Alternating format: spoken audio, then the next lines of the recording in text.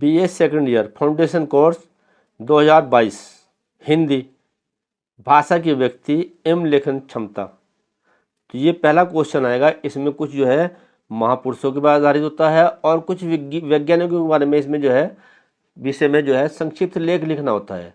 तो ये मैं बहुत इम्पोर्टेंट जो है आपको बता रहा हूँ और ये समझा रहा हूँ। और नीचे मैंने जो इम्पोर्टेंट है वो मैंने उनकी सूची भी नीचे लिख दी है, उनमें से भी आप देख लेना।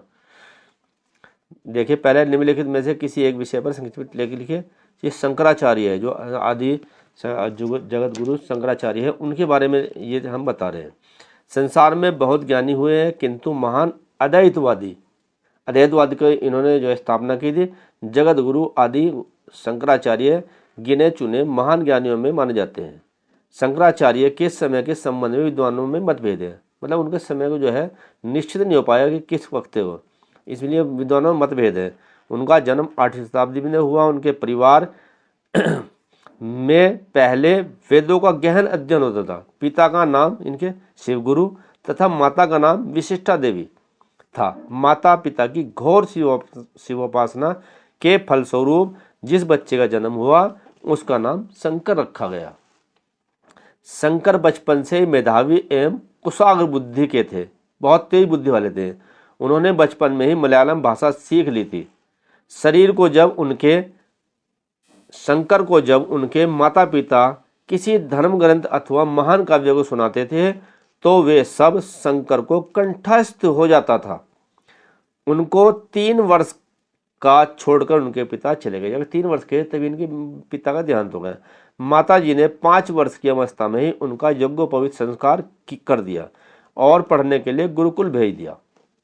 वहां उन्होंने 2 वर्ष की अवधि में ही वेद वेदांगों पुराणों इतिहास आदि का अध्ययन कर लिया तथा शिक्षा पूर्ण कर गुरुकुल से वापस आकर वे अपनी माता की सेवा करने लगे। शंकर का मन सांसारिक कार्यों में नहीं लगता था। उन्होंने उपदेश देना प्रारंभ कर दिया। बड़े बड़े लोग उनके शिष्य बन गए। केरल के तत्कालीन राजा राजशेखर भी उनके शिष्य बन गए। वे संन्यास लेने के प्रबल इच्छुक थे किंतु उनकी माता उन्हें इसकी अनुमति नहीं दे रही थी। वे भी माता से बहुत प्रेम करते थे और उनकी आज्ञा के बिना संन्यास नहीं लेना चाहते थे। एक दिन स्नान करते समय मगरमच्छ ने शंकर का पैर पकड़ लिया। नदी किनारे बैठे हुए अपनी माता से कहा कि मुझे संन्यास लेने की अनुमति यदि तुम दे दोगी तो यह मगरमच्छ मेरा पैर छोड़ देगा, अन्यथा मेरी मृत्यु निश्चित है। पुत्र को जीवित देखने की लालसा से माता ने अनुमति दे दी। 8 वर्ष की आयु में शंकर ने संन्यास ले लिया किंतु उन्होंने अपनी माता को वचन दिया कि वे उनका अंतिम संस्कार करने के लिए अवश्य आएंगे। शंकर ने गोविंदाचार्य को अपना गुरु माना। गोविंदाचार्य उनके गुरु थे। 3 वर्ष तक गुरु के सानिध्य में इन्होंने उपनिषद, ब्रह्मसूत्र आदि ग्रंथों का अध्ययन किया।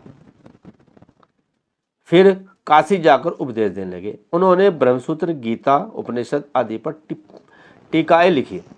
शंकर का अद्वैतवाद ब्रह्म की अनुभूति कराता है। उन्होंने वेदांत सूत्र की नवीन व्याख्या कर भक्ति परंपरा को दार्शनिक आधार पर प्रदान किया।